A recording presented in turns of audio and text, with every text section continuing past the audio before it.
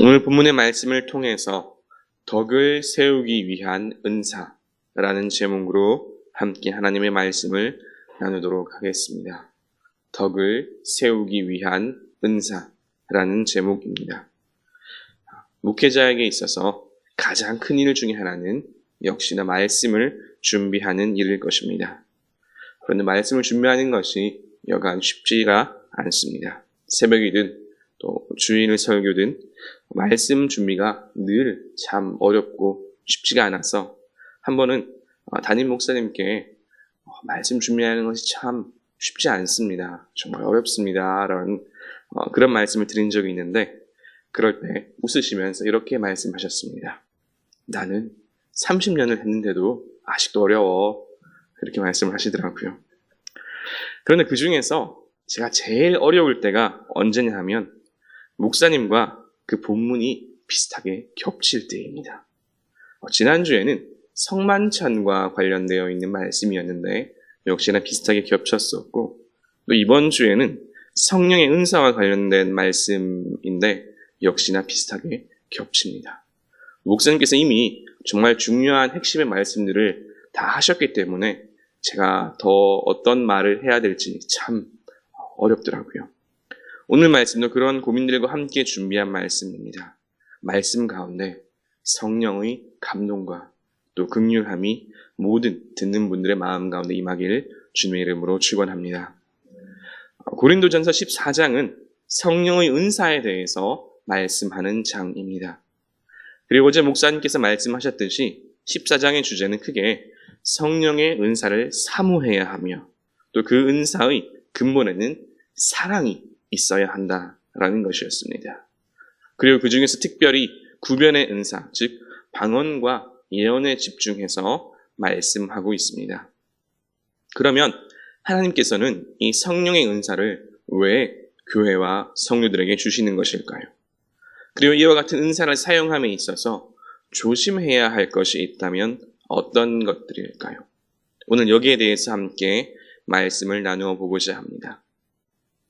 제게는 방언과 관련되어 있는 세 가지 기억, 또 그런 경험이 있습니다.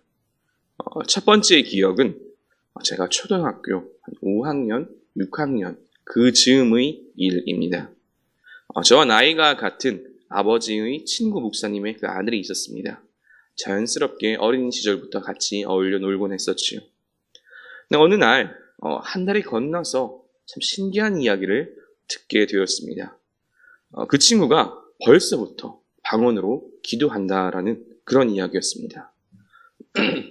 당시 저는 방언이 무엇인지도 모르는 그런 시절이었죠. 다만 어른들이 하시는 그런 이야기들을 어깨너머로 얼추 들어보니까 그것이 한국말도 아닌 것이 또 외국어도 아닌 것이 신기한 그런 말로 기도한다라는 것이었습니다.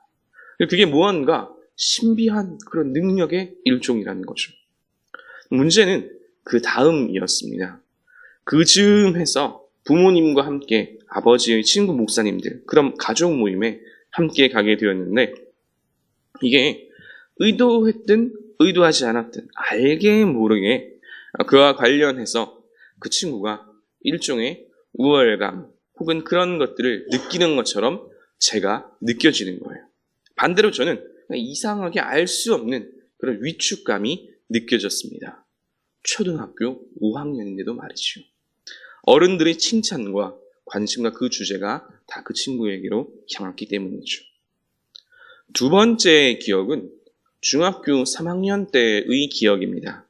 아시는 분들도 많으시겠지만 제가 중학교 3학년 때 교회 수련회로 윤석천 목사님께서 계시는 흰돌산 수련원에 이제 수련회를 갔었습니다.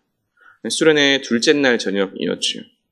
오래된 기억이라서 자세한 설교 말씀은 기억이 나지 않지만 설교 중에 성령의 은사와 특별히 방언에 대한 이야기를 많이 하셨던 것 같습니다. 그리고 그 설교 후에 방언 받기를 원하는 사람은 다 손을 들라는 것이었습니다. 당시 제 기억으로는 좋게 한 1, 2천 명은 넘는 그런 청소년들이 그곳에 있었는데 분위기라는 것이 있지 않습니까? 너도 나도 다들 손을 드는 겁니다. 보니까 제 주변에 같이 갔던 교회 친구들도 다 손을 드는 거예요. 저는 어떻게 했을까요? 저는 손을 들었을까요? 안 들었을까요? 그렇죠. 저도 당연히 손을 들었습니다. 왠지 안 들면 안 될 것 같은 그런 분위기였었거든요. 그리고 이제 불을 다 끄고 목사님께서 시키는 대로 이제 하라는데 소위 아기 방언을 가르쳐 주셨습니다. 그렇게 한 30분 정도 아기 방언을 이제 의도적으로 소리를 내어서 했을까요? 체감상 엄청 오래 했던 것 같습니다. 그리고 이제 기도회가 어느 정도 정리된 다음에 불을 다 켜고 목사님께서 조금 전에 했던 그 기도가 입에 밴 것 같은 친구들은 손을 들라고 하는 겁니다. 저는 손을 들었을까요? 안 들었을까요? 손을 들었습니다. 왜냐하면 주변에 다른 친구들도 다 손을 드니까요. 나만 안 들면 이상하잖아요. 그렇게 손을 드니까 하시는 말씀이 지금 솟는 사람은 다 방언을 받았다고 말하는 겁니다. 이게 제가 중학교 3학년 때 기억입니다. 어린 시절이 두 번의 기억 때문에 저는 방언의 은사를 그렇게 사모하지도 않았고 또 바라지도 않았습니다. 있으면 좋기야 하겠지만 없어도 그만이라고 생각했습니다. 지금도 넓은 의미에서는 이 생각이 변함이 없습니다. 말 그대로 방언은 성령의 은사 가운데 하나이며 은사란 성령님께서 주시고자 하는 사람들에게 주시는 것이니까요. 방언은 은사가 없다고 해서 신앙생활을 못하는 것도 아니고 또 구원받지 못하는 것도 아니기 때문입니다. 그런데 제가 신대원에 들어간 후에 상황이 조금 바뀌었습니다. 방언과 관련한 마지막 세 번째 경험입니다. 그때까지만 해도 방언에 대한 사모함이 정말로 전혀 없었는데 문득 그런 생각이 들었습니다.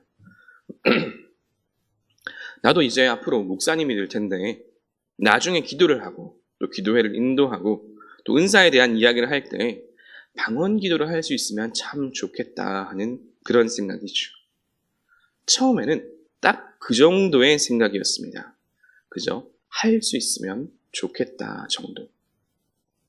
그런데 정말 신기한 것은 그 생각을 한 이후부터 날이 갈수록 그 사모함이 더 간절해지고 강해졌습니다. 나중에는 내가 진짜 방언을 꼭 받아야겠다, 안 받으면 안 되겠다 하는 그런 생각까지 발전했지요. 지금 와서 생각해보면 성령님께서 은사를 주시기 위해서 제 마음을 그렇게 만들어 갔던 것이 아닌가 그런 생각이 듭니다.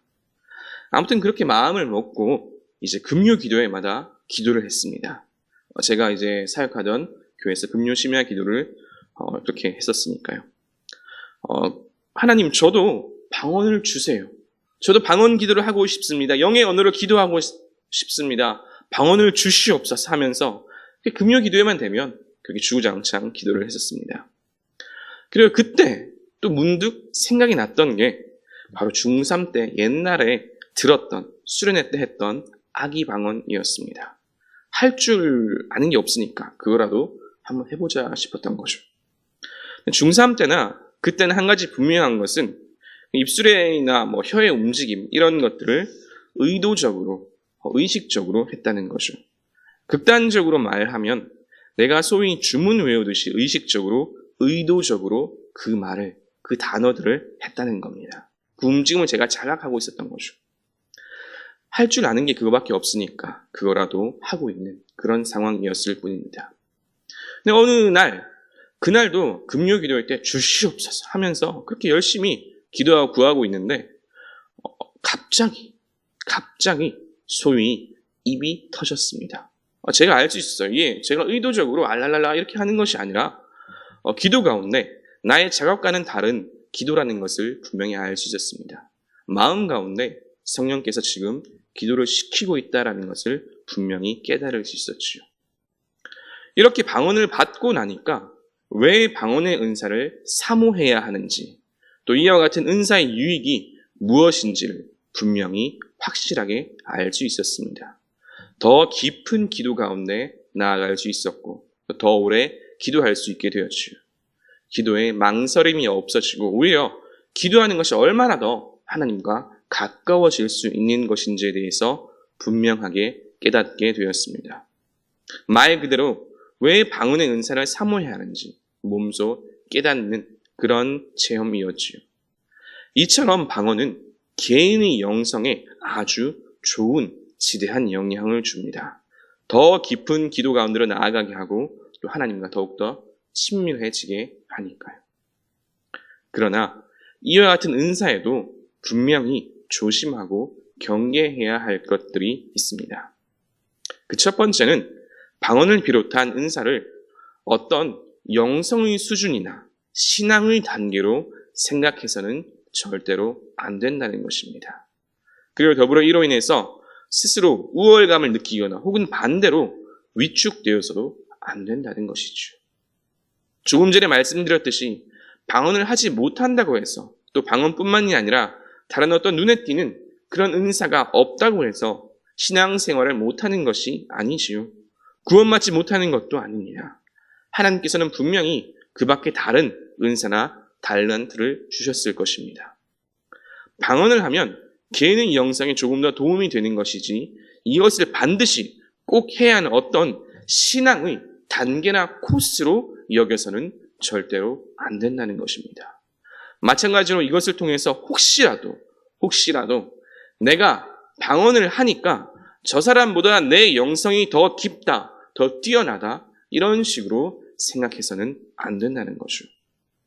이와 같은 태도는 오히려 주신 은사를 마귀의 도구로 만들어버리고 마는 꼴이 되고 맙니다. 하나님께서 각 사람에게 은사를 주시는 이유는 무엇입니까? 개인의 영성도 영성이지만 무엇보다 교회를 더욱 든든히 세워가기 위해서입니다. 그런데 혹여라도 오히려 방언을 말함으로써 교회를 세워가기보다는 지체에게 상처를 주고 우월감을 느끼고 반대로 누군가를 위축시킨다면 이것은 차라리 없는 것이 훨씬 더 낫겠지요. 교회에 덕이 되지 않기 때문입니다. 고린도전서 14장 말씀이 강조하는 것이 바로 이것입니다. 고린도 교회가 문제가 참 많은 교회라고 했었지요.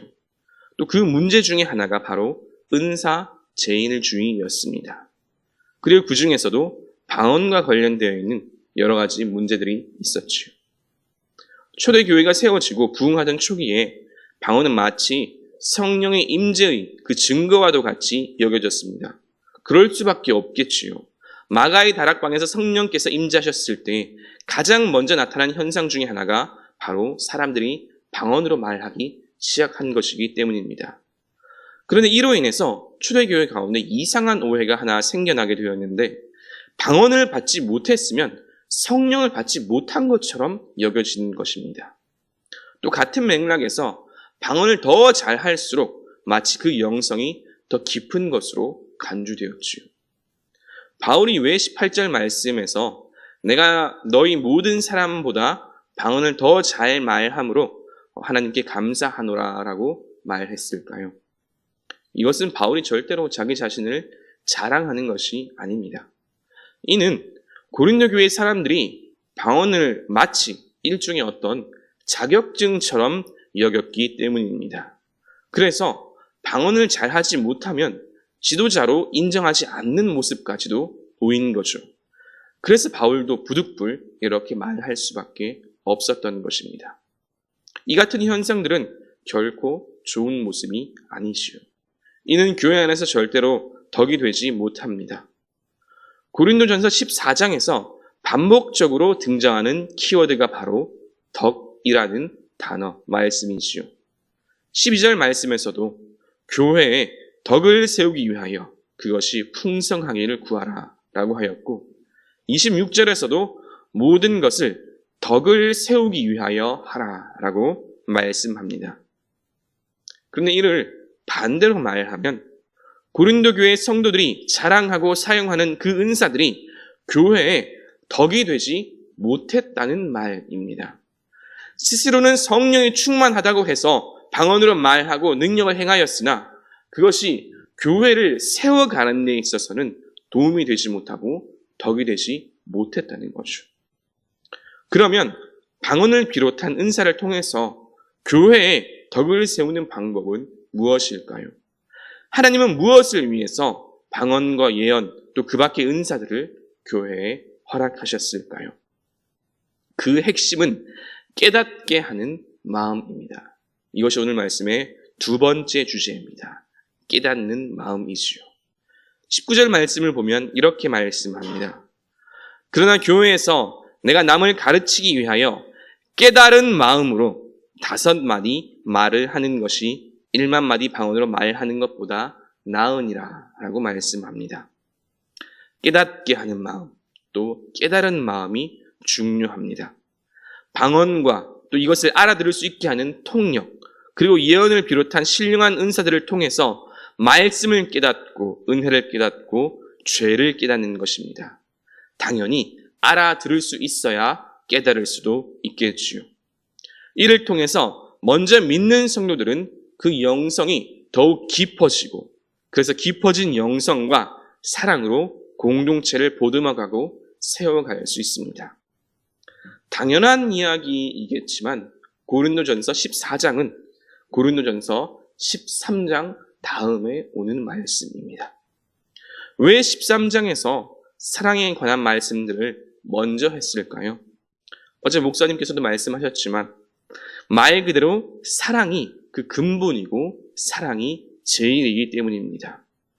교회 안에서 하는 모든 일들, 모든 능력과 은사의 그 기반에는 사랑이 기초해야 하기 때문입니다. 그리고 그 사랑으로 교회의 덕을 세워가야 하기 때문이지요.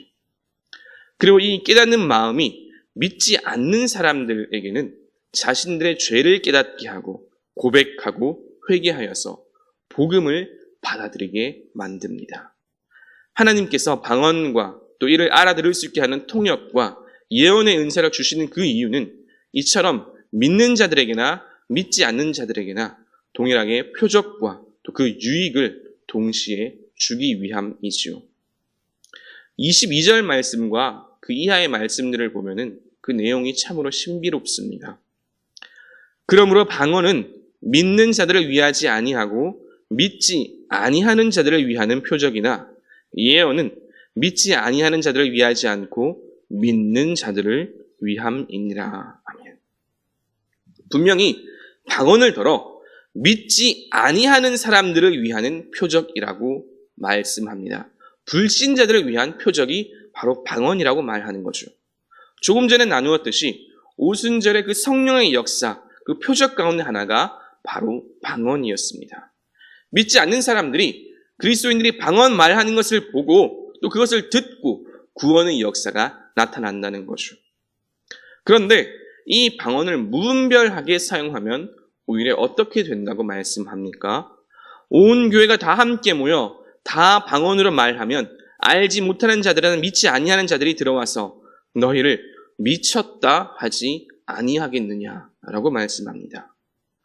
믿지 않는 사람들에게 성령의 일하심을 위한 표적으로서의 이 방언이 그 본래의 역할과 목적을 잃고 오히려 불신자들에게 미쳤다는 소리를 듣고 그 믿음에 방해가 되게 된다는 말씀입니다. 언제요? 이 방언을 무분별하게 사용할 때입니다.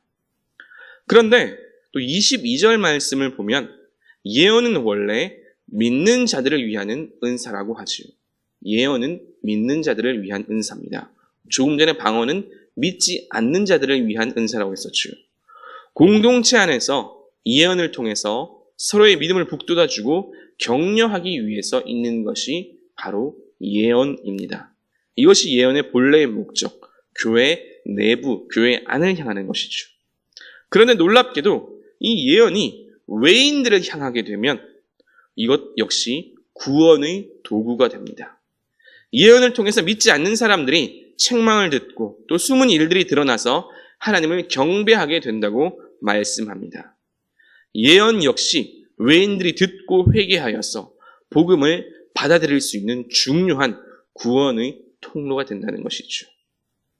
조금 전에 방언의 원래 목적이 무엇이라고 했습니까? 믿지 않는 사람들의 구원을 위한 표적이라고 했었지요. 결국 예언도 동행합니다.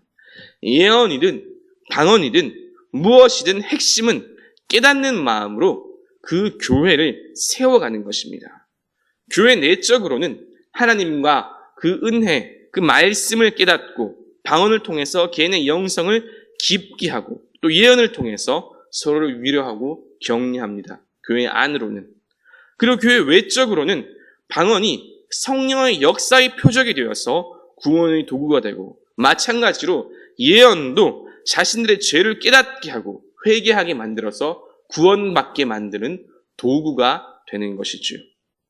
이것이 하나님께서 교회에 방언과 통역과 예언의 은사를 주신 목적이며, 더불어 은사를 통해서 교회를 세워가고 덕을 세워가는 방법입니다. 사랑하는 주사랑교회 성도 여러분, 오늘 말씀을 기억하시면서 하나님께서 주신, 또 앞으로 주실 그 모든 구변의 은사들을 통해서 교회에 덕을 세워가시는 저와 여러분 되시기를 주님의 이름으로 축원합니다. 말씀을 생각하시면서 찬송가 190장 함께 찬양 드리시겠습니다.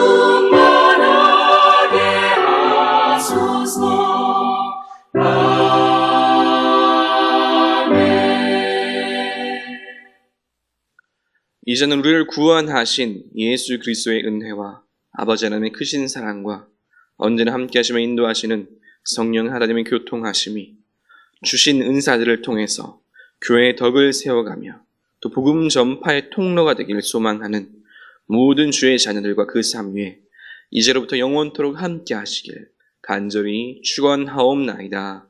아멘.